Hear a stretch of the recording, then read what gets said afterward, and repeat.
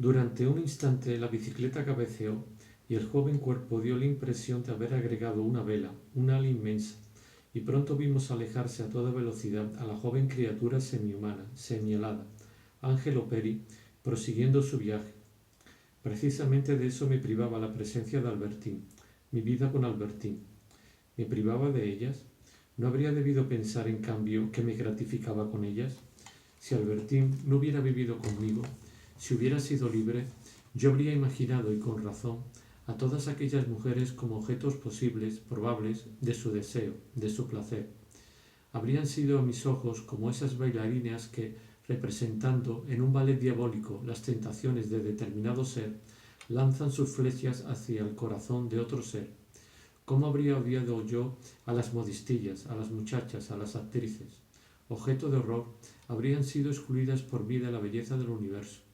La servidumbre de Albertín, al no consentirme seguir sufriendo por ellas, las restituía a la belleza del mundo. Inofensivas, privadas del aguijón que ponen en el corazón los celos, me estaba permitido admirarlas, acariciarlas, con la mirada, acaso más íntimamente otro día. Al encerrar a Albertín, yo había devuelto al mismo tiempo al universo todas esas tornasoladas que zumban en los paseos, en los bailes, en los teatros, y que se volvían tentadoras para mí porque ella ya no podía sucumbir a su tentación. Ellas hacían la belleza del mundo. Ellas habían hecho tiempo atrás la de Albertín, porque la había visto como un pájaro misterioso, luego como una gran actriz de la playa, deseada, acaso conseguida. Me había parecido maravillosa. Una vez cautivo en mi casa, el pájaro que un atardecer viera avanzar a pasos contados por el dique, rodeado por la congregación de las demás muchachas que parecían gaviotas venidas de no se sabe dónde, Albertín había perdido todos sus colores, junto con todas las oportunidades que los otros tenían de tenerla para ellos. Había ido perdiendo poco a poco su belleza. Se requerían paseos como aquellos en que la imaginaba bordada en mi ausencia por tal mujer o por tal joven, para que volviera a verla en el esplendor de la playa, aunque mis celos estuviesen en un plano distinto al declive de los placeres de mi imaginación. Mas, pese a estos bruscos sobresaltos en los que, deseada por otros, volvía a ser bella a mis ojos, yo podía dividir perfectamente su estancia en mi casa en dos períodos. El primero, en el que, aunque cada día menos, todavía estaba la tornasolada actriz de la playa. El segundo, en el que, transformada en gris prisionera, reducida a su propia falta de brillo, necesitaba aquellos relámpagos en que me acordaba del pasado para devolverle sus colores. A veces, en las horas en que me resultaba más indiferente, me volvía el recuerdo de un momento lejano en que en la playa, cuando aún no la conocía, no lejos de cierta dama con quien yo estaba en pésimas relaciones y con la que ahora estaba casi seguro de que Albertín había tenido trato, ésta se echaba a reír a carcajada mirándome de una manera insolente. El mar bruñido y azul zumbaba a nuestro alrededor. En el sol de la playa, Albertín era en medio de sus amigas la más bella. Era una muchacha espléndida la que en ese marco habitual de aguas inmensas me había infligido ella, preciosa para la dama que la admiraba, aquella afrenta. Era definitivo, porque la dama quizás volvía a Balbec. Era definitivo porque la dama quizás volvía a Balbec, y en la playa luminosa y sonora tal vez constataba la ausencia de Albertín. Mas ignoraba que la muchacha viviese en mi casa sola conmigo. Las aguas inmensas y azules, el olvido de las preferencias que tenía por aquella muchacha y que iban a otras, habían caído sobre la vejación que me había hecho Albertín, encerrándola en un deslumbrante e infrangible estuche. Entonces el odio por aquella mujer me roía el corazón, y también por Albertín, pero mezclado de admiración por la hermosa muchacha muchacha adulada, de cabellera maravillosa y cuya carcajada en la playa era una afrenta.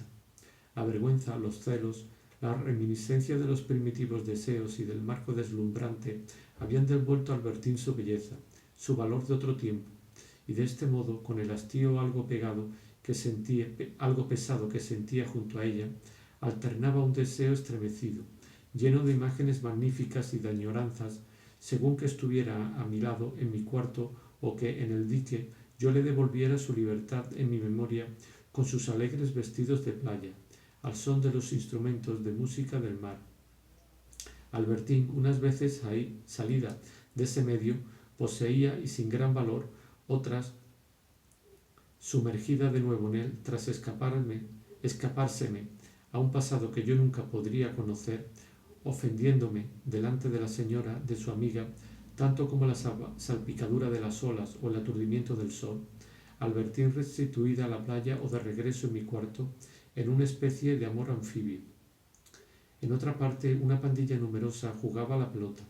Todas aquellas niñas habían querido aprovechar el sol, porque esos días de febrero, incluso cuando son tan brillantes, no duran mucho, y el esplendor de su luz no retarda la llegada de su ocaso.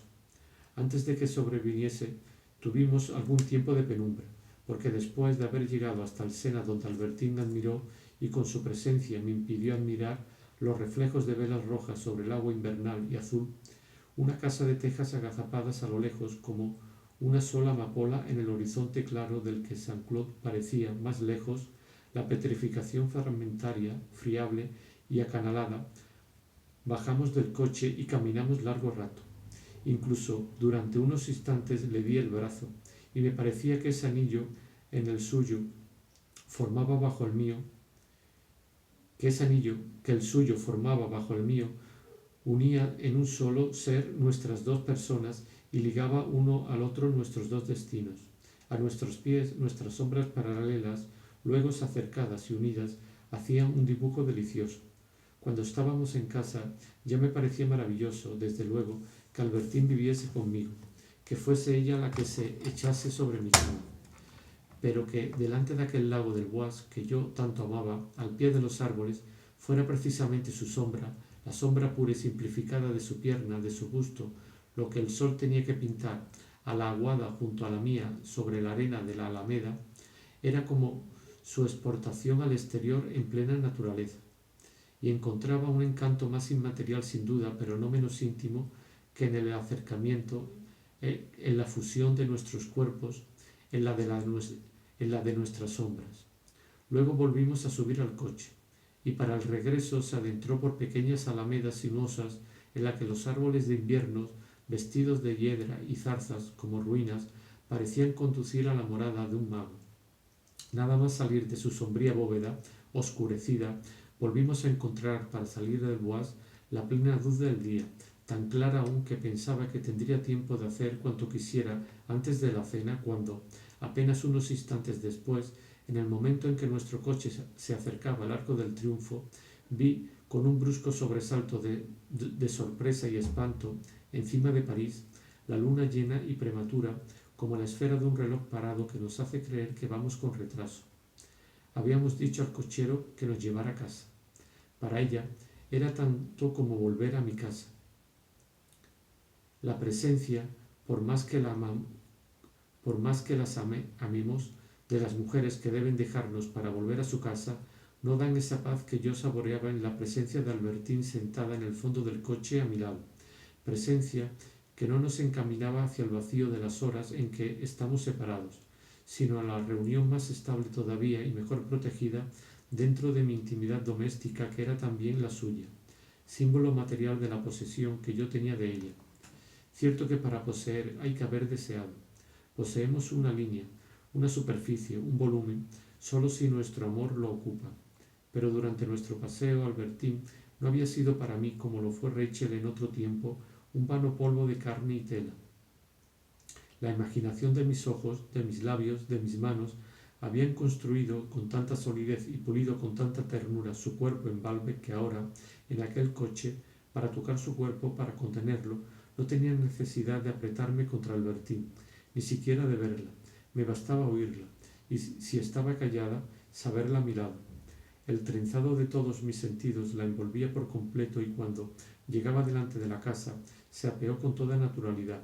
Me entretuve un momento para decir al chofer que viniera a recogerme, pero mis miradas seguían envolviéndola todavía mientras delante de mí se adentraba bajo la bóveda. Y era siempre aquella misma calma inerte y doméstica lo que yo saboreaba viéndola así, fuerte, purpúrea, opulenta y cautiva. Volver con toda naturalidad conmigo como una mujer que fuera mía, y protegida por los muros, adentrarse en nuestra casa. Por desgracia, parecía encontrarse allí como en una cárcel y ser de la opinión de aquella Madame de la Rochefoucauld que, a quien le preguntaba si no estaba contenta de no encontrarse en una morada tan hermosa como Liancourt, respondió: «No hay cárcel bella, a juzgar por el aire triste y cansado que tuvo esa noche mientras cenábamos, solo los dos, en su cuarto. No lo noté al principio, y era yo el que se desesperaba pensando que, de no haber tenido a Albertine, porque con ella habría sufrido demasiado los celos en un hotel donde todo el día hubiera estado expuesto al contacto de tantas personas, en ese mismo momento habría podido estar cenando en Venecia, en uno de esos pequeños comedores de techo bajo, como una cala de navío desde la que se ve el gran canal por unas ventanitas cimbradas rodeadas por molduras de arabescos. Debo añadir que en casa Albertine admiraba mucho un gran bronce de Bardedier, que con mucha razón Bloch encontraba muy feo. Quizá no tenía tanta para sorprenderme de que yo lo hubiese conservado. A diferencia de mi amigo, nunca me había propuesto hacer amueblamientos artísticos, crear ambientes. Era demasiado perezoso para eso, demasiado indiferente a lo que estaba acostumbrado a tener ante los ojos. Como a mi gusto no le preocupaba, tenía derecho a no matizar los interiores. Habría podido, pese a ello, retirar aquel bronce, pero las cosas feas y costosas son muy útiles porque, a ojos de las personas que no nos comprenden, que no tienen nuestro gusto y de las que podemos estar enamorados, tienen un prestigio que no tendrían una cosa noble pero de belleza poco llamativa. Y las personas que no nos comprenden son precisamente las únicas con las que puede sernos útil hacer alarde de un prestigio que nuestra inteligencia nos asegura por sí sola con los seres superiores. Por más que Albertine empezase a tener gusto, todavía conservaba cierto respeto por aquel bronce, y ese respeto recaía sobre mí en forma de una consideración que, viniendo de Albertine, me importaba infinitamente más que conservar un bronce algo deshonroso, porque amaba a Albertine.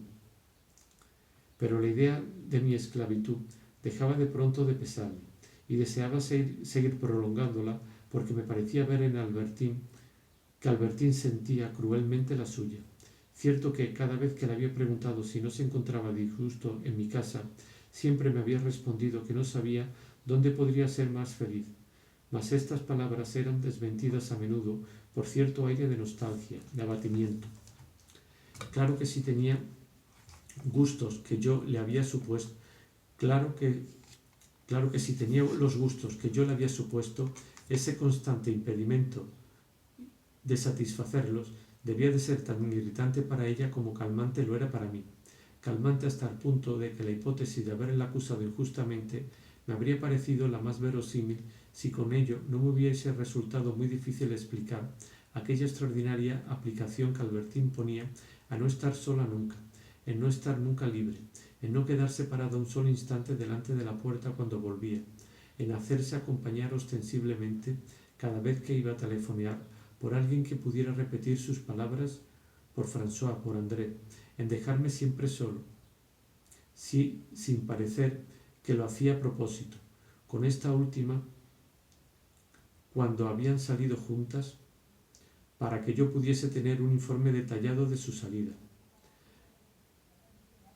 Con esa maravillosa docilidad contrastaban ciertos impulsos, pronto reprimidos, de impaciencia que me hicieron preguntarme si Albertine no había formado el plan de sacudir su cadena.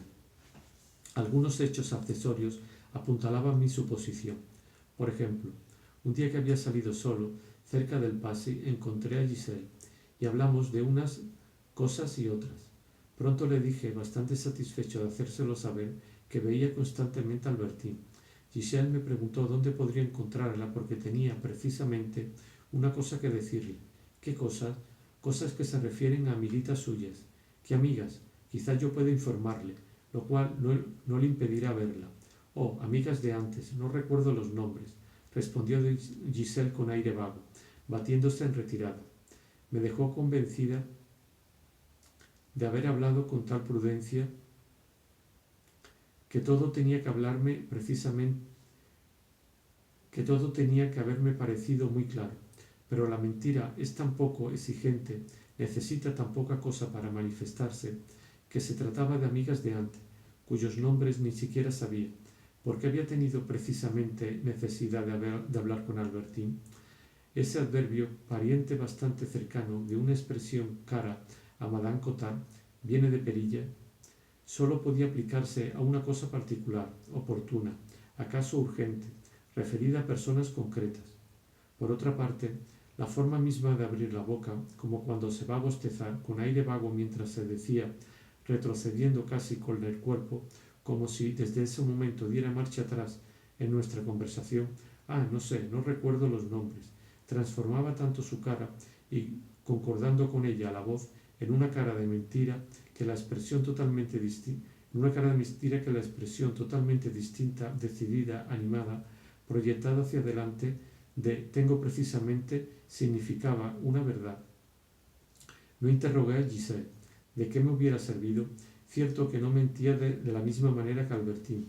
Cierto también que las mentiras de Albertín me resultaban más dolorosas. Pero en primer lugar, entre ellas había un punto común.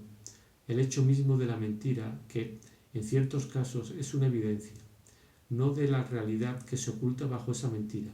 He sabido que, aunque cada asesino en particular imagina haber combinado todo tan bien que nunca habrán de pillarlo, al final casi siempre se pilla a los asesinos. En cambio, los mentirosos rara vez son pillados, y entre los mentirosos más particularmente las mujeres que amamos. Ignoramos a dónde ha ido, qué ha hecho, pero en el momento mismo en que habla de otra cosa bajo la que está eso, lo que no dice, percibimos instantáneamente la mentira, y los celos arrecian, porque sentimos la mentira y no llegamos a saber la verdad.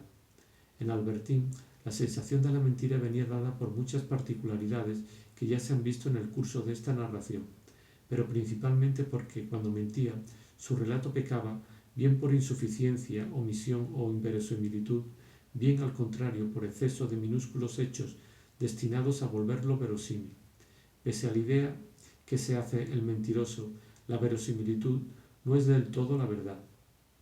Cuando, mientras escuchamos algo verdadero, oímos algo que solo es verosímil, que acaso sea más que lo verdadero, que acaso lo sea más que lo verdadero, que acaso lo sea demasiado, el oído musicalmente algo experto siente que no es eso, como ocurre con un verso cojo o una palabra leída en voz alta por otro. El oído lo siente, y si lo amamos, el corazón se alarma. ¿Por qué entonces, cuando toda nuestra vida cambia por no saber si una mujer ha pasado por la calle de Berry o la calle Washington, por qué no pensar que esos pocos metros de diferencia y la mujer misma se reducirían a la 100.000.000ª parte, es decir, a una magnitud imposible de percibir por nosotros, solo con tener la prudencia de estar unos cuantos años sin ver a esa mujer, y que lo que era un Gulliver, mucho más grande todavía, se volverá una liliputense que ningún microscopio, al menos del corazón, porque el de la memoria indiferente es más potente y menos frágil, podrá ya ver. Como quiera que sea, aunque había un punto en común, la mentira misma, entre las de Albertín y de Giselle, Giselle no mentía sin embargo de la misma manera que Albertín, ni tampoco de la misma manera que André, pero sus respectivas mentiras se encajaban también unas en otras, aun presentando una gran variedad, que la pandilla tenía la solidez impenetrable de ciertas casas comerciales, de edición o de prensa, por ejemplo, en las que el desdichado autor nunca llegará a saber, pese a la diversidad de personalidades que las componen, si lo estafan o no. El director del periódico o de la revista miente con una actitud de sinceridad tanto más solemne cuanto que necesita disimular en muchas ocasiones que hace exactamente lo mismo y se entrega a las mismas prácticas mercantiles que ha reprobado en los otros directores de periódicos o teatros, en los otros editores cuando han tomado por bandera y levantado contra ellos el estandarte de la sinceridad. Haber proclamado como jefe de un partido político, como lo que sea, que mentir es atroz, obliga la mayoría de las veces a mentir más que los demás, sin abandonar por eso la máscara solemne, sin renunciar a la tiara augusta de la sinceridad. El socio del hombre sincero miente de otra manera y de forma más ingenua. Engaña a su autor como engaña a su mujer, con trucos de vodevil. El secretario de redacción, hombre honesto y grosero, miente pura y simplemente como un arquitecto que os promete que vuestra casa estará terminada en una época en que ni siquiera estará comenzada. El redactor jefe, alma angélica, revolotea en medio de los otros tres y sin saber de qué se trata les aporta, por escrúpulo fraterno y tierna solidaridad, la ayuda preciosa de una palabra libre de toda sospecha. Estas 4 personas viven en perpetua disensión, a las que pone fin la llegada del autor. Por encima de las querellas particulares, cada uno recuerda el gran deber militar de acudir en ayuda del cuerpo amenazado. Sin darme cuenta, hacía mucho que yo encarnaba el papel de ese autor frente a la pandilla. Si cuando había dicho precisamente Giselle había pensado en determinada amiga de Albertín dispuesta a viajar con ella, en cuanto mi amiga, con un pretexto cualquiera, me hubiese dejado, y en avisar a Albertín de que había llegado el momento o estaba a punto de llegar, Giselle se habría dejado cortar en trozos antes que decírmelo. Era completamente inútil, por lo tanto, hacerle ninguna pregunta. Encuentros como el de Giselle no eran los únicos en reforzar mis dudas. Por ejemplo, yo admiraba las pinturas de Albertín, y las pinturas de Albertín, conmovedoras distracciones de la cautiva, me emocionaron tanto que la felicité. No, esto es muy malo, pero nunca he tomado una sola lección de dibujo. Pues una noche en Baalbek me mandó usted decir que se quedaba a tomar una lección de dibujo. Le recordé el día y le dije que enseguida había comprendido que no se tomaban lecciones de dibujo a aquella hora. Albertín se puso colorada. Es cierto, admitió, no tomaba lecciones de dibujo. Al principio le mentí mucho, lo reconozco, pero ya no le miento nunca. ¿Cómo me habría gustado saber cuáles eran las numerosas mentiras del principio? Pero sabía de antemano que sus confesiones serían nuevas mentiras. Por eso me contenté con besarla. Tan solo le pedí una de aquellas mentiras. Me respondió, bueno, sí, por ejemplo, que el aire del mar no me sentaba bien. Ante aquella maldad, ante esa mala voluntad, dejé de insistir. Todo ser amado, e incluso en cierta medida todo ser, es para nosotros como Jano. Nos presenta la frente que nos complace si ese ser nos abandona. La frente sombría si lo sabemos a nuestra perpetua disposición. En cuanto a Albertín, la duradera convivencia con ella tenía algo de penoso desde otro punto de vista que no puedo decir en este relato. Es terrible tener la vida de otra persona unida a la propia como una bomba que uno llevase sin que podamos soltarla sin cometer un crimen. Mas tómese a modo de comparación los altibajos, los peligros, la inquietud, el temor de ver creídas más tarde como cosas falsas y verosímiles que ya no serán posibles explicar, sentimientos que se experimentan cuando se vive en intimidad con un loco. Por ejemplo, yo compadecí a Monsieur de Charlus por vivir con Morel. Inmediatamente el recuerdo de la escena de la tarde me hizo sentir el lado izquierdo de mi pecho mucho más cargado que el otro. Prescindiendo de las relaciones que habían tenido o dejado de tener juntos, Monsieur de Charlus había debido de ignorar al principio que Morel estaba loco. La belleza de Morel, su vulgaridad, su altivez, habían debido de disuadir al varón de buscar tan lejos, hasta los días de melancolía en que Morel acusaba a Monsieur de Charlus de su propia tristeza sin poder proporcionar ninguna explicación, en que lo insultaba por su desconfianza con ayuda de razonamientos falsos pero extremadamente sutiles, en que lo amenazaba con decisiones desesperadas en medio de las cuales persistía la más retorcida preocupación por el interés más inmediato. Todo esto solo es comparación. Albertín no estaba loca. Esta sospecha que tuve bastó para hacer que deseara prolongar todavía un poco nuestra vida común, dejar para más tarde, para un momento en que hubiera recuperado la calma, el proyecto de romper nuestra relación y de renunciar definitivamente al matrimonio, y para quitar a Albertín la idea de adelantarlo, para que su cadena le pareciera más ligera, consideré más hábil hacerle creer que yo mismo iba a romperla. En cualquier caso, en ese momento no podía confiarle aquel proyecto engañoso. Había vuelto demasiado amable del Torcadero hace un rato. Lo que podía hacer, lejos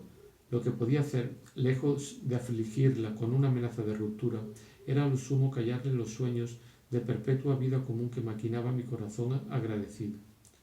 Mirándola, me costaba contenerme para no desahogarlos en ella, y quizás se daba cuenta. Por desgracia, su expresión no es contagiosa. El caso de una vieja amanerada como Monsieur de Charlus, que, a fuerza de no ver en su imaginación sino un joven altivo, cree convertirse él mismo en un joven altivo, y más cuanto más amanerado y ridículo se vuelve. Este caso es más general, y es el infortunio de un amante enamorado que no se da cuenta de que mientras ve ante sí un rostro bello, su amante ve su cara, que no se vuelve más hermosa sino todo lo contrario, cuando la deforma el placer que la vista de la hermosura provoca en ella. Y el amor no agota siquiera toda la generalidad de este caso. No vemos nuestro cuerpo, que los demás ven, y seguimos nuestro pensamiento, el objetivo invisible para los demás que está delante de nosotros, un objeto que a veces el artista hace ver en su obra. De ahí viene que los admiradores de ésta se sientan desilusionados por el autor, cuyo rostro refleja de manera tan imperfecta esa belleza interior. Reteniendo de mi sueño veneciano únicamente lo que podía referirse a Albertín y hacerle más dulce el tiempo que pasaba en mi casa, le hablé de un vestido de Fortuny que tendríamos que ir a encargar uno de aquellos días. Me esforzaba por inventar placeres nuevos con los que habría podido distraerla. Habría querido poder darle la sorpresa de regalarle, si hubiera sido posible encontrarlas, piezas de vieja plata francesa. De hecho, cuando habíamos planeado tener un yate, proyecto que Albertín juzgaba irrealizable, y yo también cada vez que la creía virtuosa y la vida en común empezaba a parecerme tan ruinosa como imposible el matrimonio con ella, pedimos consejo al Steele aunque ella siguiese creyendo que yo nunca compraría uno. Supe que ese día había ocurrido una muerte que me resultó muy dolorosa, la de Bergot. Se sabe que estaba enfermo hacía mucho.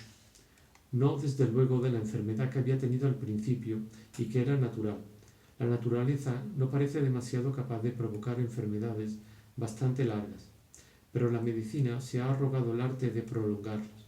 Los remedios, la remisión que procuran, el malestar que su suspensión provoca de nuevo, componen un simulacro de enfermedad que el hábito del paciente termina por estabilizar, por estilizar, del mismo modo que los niños mucho después de curarse de la tosferina, siguen teniendo accesos regulares de tos. Luego los remedios pierden eficacia, se aumenta su dosis, no hacen ya ningún bien, pero han empezado a hacer mal gracias a esa indisposición perdurable. La naturaleza no les habría concedido una duración tan larga. Es gran maravilla que, igualando casi a la naturaleza, la medicina pueda obligar a guardar cama, a seguir utilizando so pena de muerte un medicamento. A partir de ese instante, la enfermedad inoculada artificialmente ha echado raíces. Se ha vuelto una enfermedad secundaria pero verdadera, con la sola diferencia de que las enfermedades naturales se curan, pero nunca las que crea la medicina, porque la medicina ignora el secreto de la curación. Hacía años que Bergot no salía ya de casa. Por otra parte, nunca le había gustado la sociedad, o le había gustado un solo día, para despreciarla como todos los demás y de la misma forma característica en él, es decir, despreciando no porque no se puede obtener, sino tan pronto como se ha obtenido. Vivía con tal sencillez que nadie sospechaba hasta qué punto era rico, y de haberse sabido se hubieran equivocado, porque entonces le habrían creído avaro cuando nadie fue nunca tan generoso. Lo era sobre todo con las mujeres, o mejor dicho, con las jovencitas, que sentían vergüenza de recibir tanto a cambio de tan poco. Se excusaba a sus propios ojos sabiendo que nunca podría producir tan bien como en la atmósfera de sentirse enamorado. El amor, aunque eso es decir demasiado, el placer un poco hundido en la carne ayuda al trabajo literario porque aniquila los demás placeres, por ejemplo, los placeres de la sociedad, que son los mismos para todo el mundo. Y aunque ese amor ocasiona desilusiones, por lo menos agita también de esa manera la superficie del alma, que sin eso correría el peligro de estancarse. Así pues, el deseo no es inútil para el escritor, al principio porque en primer lugar lo aleja de los demás hombres y de adaptarse a ellos, y luego porque imprime ciertos impulsos a una máquina espiritual que, pasada cierta edad, tiende a inmovilizarse. No se llega a ser feliz, pero se hacen descubrimientos sobre las razones que impiden serlo y que, sin esas bruscas rendijas de la decepción, habrían permanecido invisibles para nosotros. Los sueños, por supuesto, no son realizables, y lo sabemos. De no ser por el deseo quizá no los concebiríamos, y es útil concebirlos para verlos fracasar y que su fracaso resulte instructivo. Por eso Bergotte se decía: gasto con las jovencitas más que los multimillonarios, pero los placeres o las decepciones que me procuran me hacen escribir un libro que me produce dinero. Desde el punto de vista económico, semejante razonamiento era absurdo, pero sin duda encontraba cierto atractivo, transmutando así el oro en caricias y las caricias en oro. Además, ya hemos visto en el momento de la muerte de mi abuela que su vejez cansada amaba el reposo, y en sociedad no hay otra cosa que la conversación, una conversación estúpida, que sin embargo tiene el poder de suprimir a las mujeres reduciéndolas a preguntas y respuestas. Fuera del gran mundo, las mujeres vuelven a ser eso que tanto descansa al anciano fatigado, un objeto de contemplación. En cualquier caso, ahora ya no se trataba de nada de todo esto. He dicho que Bergotte ya no salía de casa, y cuando se levantaba una hora en su cuarto, lo hacía totalmente envuelto en chales, en mantas de viaje, en todo eso con lo que se cubre uno en el momento de exponerse a un gran frío o de subir al tren. Se excusaba con los pocos amigos a los que permitía llegar hasta él, y señalando sus tartanes y sus mantas, decía alegremente: ¿qué quiere, amigo mío? Ya lo dijo Anaxágoras, la vida es un viaje. Así iba enfriándose de manera progresiva, pequeño planeta que ofrecía una imagen anticipada de los últimos días del grande cuando poco a poco vaya retirándose de la tierra el calor, luego la vida. Entonces la resurrección habrá tocado su fin porque, por mucho que las generaciones futuras brillen las obras de los hombres, sigue siendo preciso que haya hombres. Si es cierto que algunas especies animales resisten más tiempo al frío invasor, cuando ya no haya hombres, y suponiendo que la gloria de Bergotte haya durado hasta entonces, se extinguirá bruscamente para siempre. No serán los últimos animales los que lo lean, pues es poco probable que, como los apóstoles en Pentecostés, puedan comprender el lenguaje de las diversas poblaciones humanas sin haberlo aprendido. En los meses que precedieron a su muerte, Bergotte sufría de insomnio y, lo que es peor, en cuanto se dormía, de pesadillas que, si se despertaba, evitaban que volviera a dormirse. Durante mucho tiempo había amado los sueños, incluso los malos sueños, porque gracias a ellos, gracias a la contradicción que presentaban con la realidad que tenemos delante en el estado de vigilia, nos dan, lo más tarde, en el momento del despertar, la sensación profunda de haber dormido. Pero las pesadillas de Bergotte no eran así. Cuando tiempo atrás hablaba de pesadillas, se refería a cosas desagradables que pasaban en su cerebro. Ahora era como si viniesen de fuera. Así percibía una mano provista de un trapo mojado que, pasada sobre su rostro por una mujer malvada, se esforzaba por despertarlo. Intolerables cosquilleos en las caderas. La rabia, porque Bergotte, mientras dormía, había murmurado que conducía mal, de un cochero furibundo que se lanzaba sobre el escritor y le mordía los dedos, se los cerraba. Por último, en cuanto era suficiente la oscuridad de su sueño, la naturaleza hacía una especie de ensayo sin vestuario del ataque de apoplejía que terminaría llevándoselo. Bergotte entraba en un coche bajo un soportal del nuevo palacete de los Swann. Quería apearse. Un vértigo fulminante lo clavaba en el asiento. El portero trataba de ayudarlo a bajar. Él permanecía sentado sin poder levantarse ni enderezar las piernas. Intentaba agarrarse al pilar de piedra que tenía delante, pero no encontraba apoyo suficiente para ponerse de pie. Consultó a los médicos que, Halagados por la llamada de Bergot, vieron en sus dotes de gran trabajador, llevaba 20 años sin hacer nada, y en su agotamiento la causa de los males. Le aconsejaron que no leyera cuentos terroríficos, no leía nada, que aprovechase más el sol indispensable para la vida. Algunos años de relativa mejoría los había debido únicamente al confinamiento en casa, que comiese más, cosa que le hizo adelgazar y alimentó sobre todo sus pesadillas. Uno de sus médicos, dotado de un fuerte espíritu de contradicción y de burla, cuando Bergot lo veía en ausencia de los otros y para no ofenderle, le sometía como ideas propias lo que los otros le habían aconsejado. El médico contradictor, creyendo que Bergot pretendía hacerse recetar alguna cosa que le agradaba, se apresuraba a prohibírsela, y muchas veces con razones fabricadas tan deprisa por las necesidades de la causa que, ante la evidencia de las objeciones materiales que Bergot le hacía, el doctor contradictor se veía obligado a contradecirse a sí mismo en la misma frase, consiguiendo, pero por razones nuevas, reforzar la misma prohibición.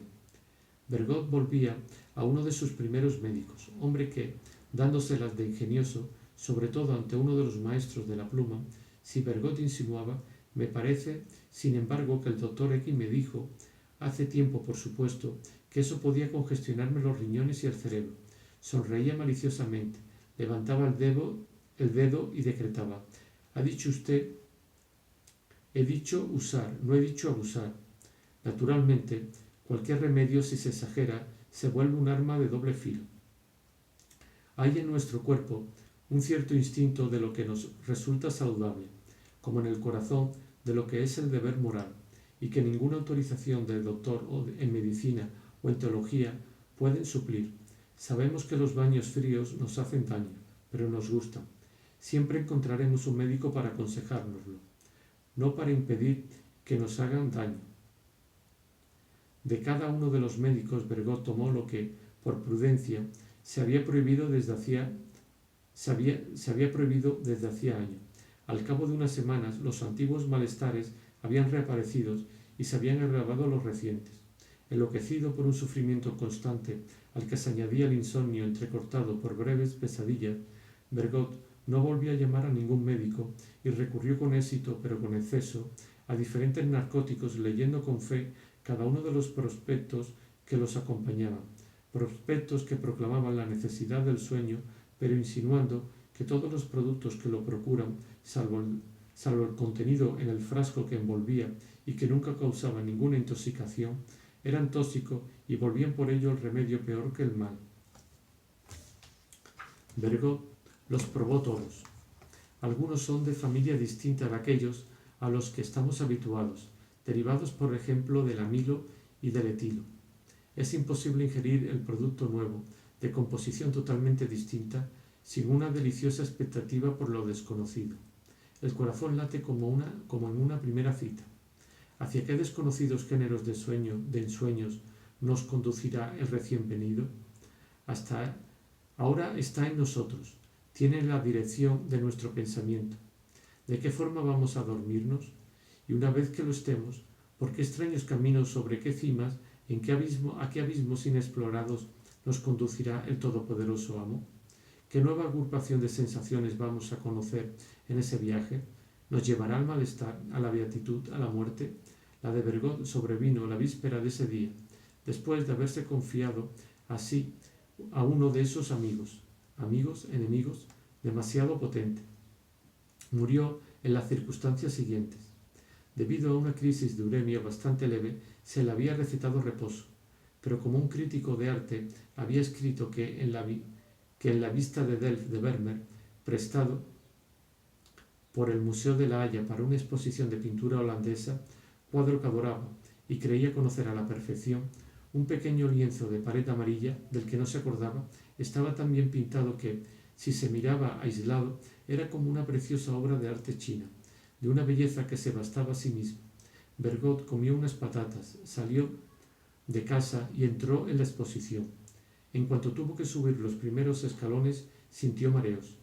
Pasó delante de varios cuadros y tuvo la impresión de la sequedad y la inutilidad de un arte tan artificioso, y que no podía compararse con las corrientes de aire y de sol de un palacio de Venecia o de una simple casa a la orilla del mar. Por fin llegó ante el Vermeer, que recordaba más luminoso, más diferente de todo lo que conocía, pero en el que, gracias al artículo del crítico, observó por primera vez unos pequeños personajes de azul, que la arena era rosa, y por último, la preciosa materia del minúsculo lienzo de pared amarilla. Los mareos aumentaban. Clavaba la mirada como un niño en una mariposa amarilla que quiere coger en el preciso y pequeño lienzo de pared. Así es como yo habría debido escribir, decía. Mis últimos libros son demasiado secos. Habría debido pasar varias capas de color, hacer mi frase preciosa en sí misma, como este pequeño lienzo de pared amarilla. Sin embargo, no se le escapaba la gravedad de sus mareos. En una balanza celestial se le aparecía, cargada en uno de los platillos, su propia vida, mientras el otro contenía el pequeño lienzo de pared también pintado de amarillo. Tenía la impresión de haber dado imprudentemente la primera por el segundo. Pero no quisiera ser para los periódicos de la tarde, se dijo, la noticia de esta exposición. Se repetía, pequeño lienzo de pared amarilla con un tejadillo pequeño, lienzo de pared amarilla. Mientras se derrumbó sobre un canapé circular, con la misma brusquedad dejó de pensar que su vida estaba en juego y, volviendo al optimismo, se dijo, es una simple indigestión que me ha provocado esas patatas que no estaban bastante cocidas, no es nada. Un nuevo ataque lo abatió. Rodó del canapé al suelo y acudieron todos los visitantes y guardianes. Estaba muerto. Muerto para siempre. ¿Quién puede decirlo? Desde luego, las experiencias espiritistas no aportan prueba alguna, como tampoco los dogmas religiosos de que el alma subsista. Lo que puede decirse es que, en nuestra vida, todo ocurre como si entráramos en ella con un fardo de obligaciones contraídas en una vida anterior. No hay ninguna razón en nuestras condiciones de vida sobre esta tierra para que nos creamos obligados a hacer el bien, a ser delicados, ni siquiera a ser educados, ni para que el artista ateo se crea obligado a recomenzar 20 veces un trozo que provocará una admiración que ha de importar poco a su cuerpo comido por los gusanos, como el lienzo de pared amarilla que pintó con tanta sabiduría y refinamiento un artista desconocido para siempre, apenas identificado bajo el nombre de Vermeer. Todas estas obligaciones, que no tienen su sanción en la vida presente, parecen pertenecer a un mundo distinto, fundado en la bondad, el escrúpulo, el sacrificio, un mundo totalmente diverso de este, y del que salimos para nacer en esta tierra, antes quizá de retornar a él, para revivir bajo el imperio de esas leyes desconocidas a las que hemos obedecido porque llevábamos su enseñanza dentro de nosotros, sin saber quién las había trazado, esas leyes a las que nos acerca todo trabajo profundo de la inteligencia y que solo son invisibles, y quizá ni eso, para los tontos. De modo que la idea de que Bergot no estuviese muerto para siempre no es inverosímil. Lo enterraron, pero toda la noche fúnebre, en las vitrinas iluminadas, sus libros, dispuestos de 3 en 3, velaban como ángeles de alas desplegadas y parecían, para quien ya no existía, el símbolo de su resurrección. Me enteré, he dicho, de que Bergot había muerto ese día, y me dejó admirado la inexactitud de los periódicos que, reproduciendo unos y otros la misma nota, decían que había muerto la víspera, pero la víspera se lo había encontrado Albertín, me lo contó la misma noche, y eso la había hecho llegar un poco tarde incluso, porque había estado hablando bastante rato con ella. Sin duda con ella había tenido su última conversación. Lo conocía gracias a mí, que ya no le veía desde hacía mucho, pero como Albertín había tenido la curiosidad de que se la presentase, un año antes había escrito yo al viejo maestro para llevársela. Me concedió lo que le había pedido, aunque doliéndole un poco, creo, de que no volviese a verlo por complacer, de que solo volviese a verlo por complacer a otra persona, lo cual confirmaba mi indiferencia hacia él. Son frecuentes estos casos. A veces, aquel o aquella a la que imploramos, no por el placer de hablar de nuevo con él, sino por una tercera persona, se niega con tal obstinación que nuestra protegida cree que hemos alardeado de un falso poder.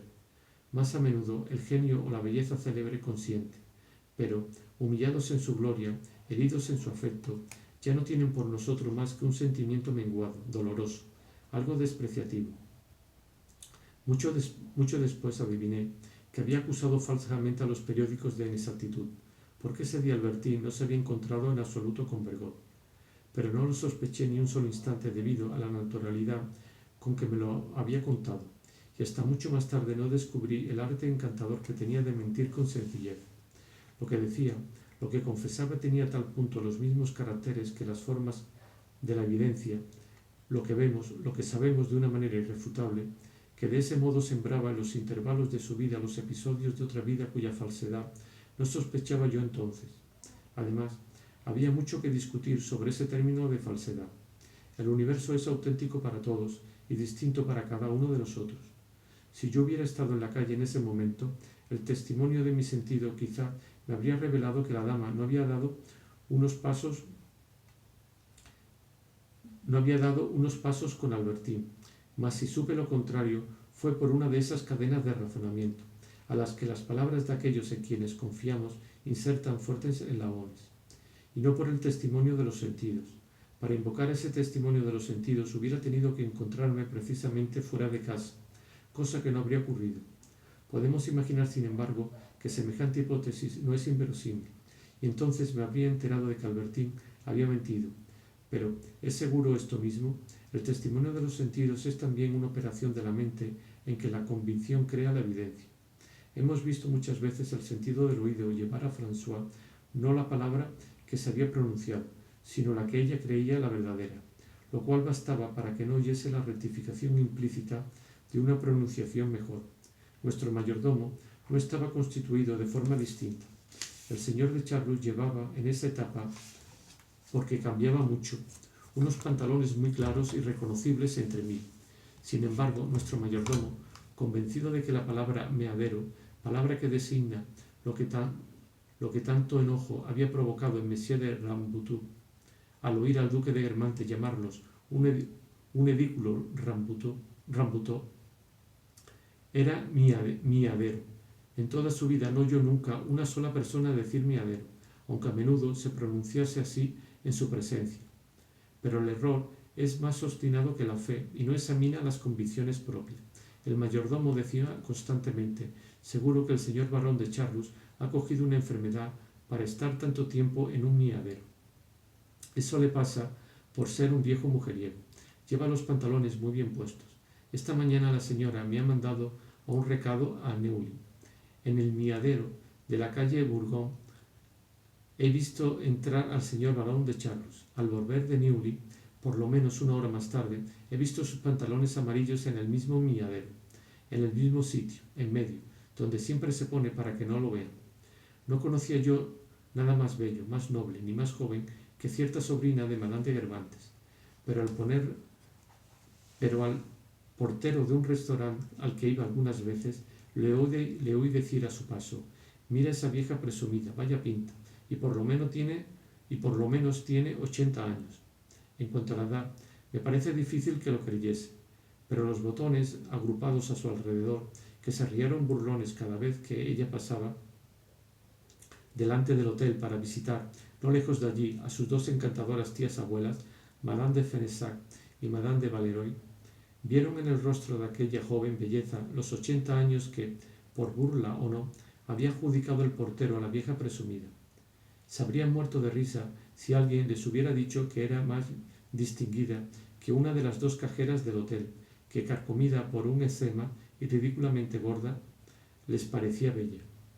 Quizás solo el deseo sexual habría podido impedir que su horror se formase, si hubiera funcionado al paso de la presunta vieja presumida, y si los botones hubieran codiciado repentinamente a la joven diosa.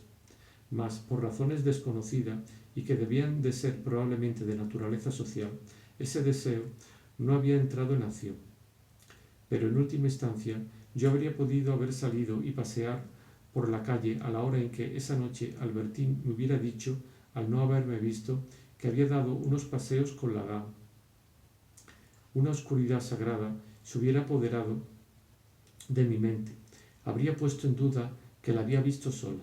Apenas habría intentado comprender por qué ilusión óptica no había visto yo a la dama, y no me habría extrañado mucho de haberme equivocado, porque es menos difícil de conocer el mundo de los astros que los actos reales de los seres humanos, sobre todo de los seres que amamos, fortificados como están frente a nuestras dudas por fábulas destinadas a protegerlos.